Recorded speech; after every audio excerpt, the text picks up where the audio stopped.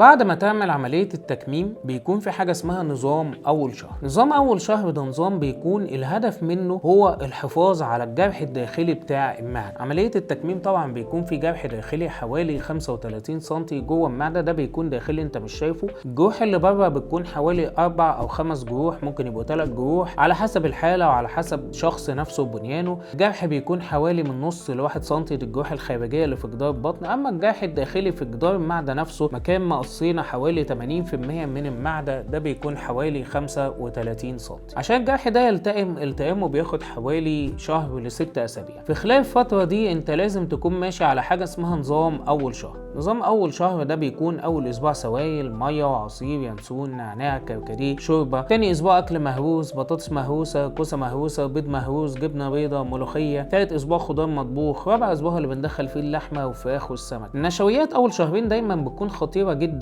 على المعدة. الناس دايما بتسأل ليه نظام أول شهر ده مش موحد بين الدكاترة؟ ليه في دكاترة بتدي نظام، دكاترة بتدي نظام تاني؟ الحقيقة هو النظام موحد دوليا، يمكن مش موحد بين الدكاتره في مصر لكنه دوليا. لو رجعنا المراجع والجايد لاينز والتوصيات الدوليه كلها بتتكلم عن نفس النظام وعن نفس طريقه الاكل خلال اول شهر. فلما يجي شخص مثلا يقول لك انا هدخل قهوه ثالث يوم، هو اصلا الكافيين المفروض ممنوع 4 ل6 شهور بعد عمليات السمنه. نفس القصه في التدخين، يعني في ناس تسمح بيه بعد شهر، في حين الجايد لاينز الدوليه بتتكلم اقل شيء 6 شهور بعد عمليات السمنه ان احنا نوقف تدخين. فهنا الخلاف بيكون ما بين مين ماشي مع الجايد لاينز ومين بيحاول يعني يشوف هو الصح ايه، او يحاول يقرب وجهات النظر، او يحاول يسهلها شويه على المريض بتاعه. لكن في اساسيات طبعا ان احنا ما ندخلش اكل الصلب خالص قبل ربع اسبوع، وان الكافيين والقهوه ناخرهم كتير هم والتدخين. في اساسيات واسس لنظام اول شهر. الهدف الاول والاخير لنظام اول شهر مش نزول الوزن، لكن حفاظ على جرح المعده حتى التئام.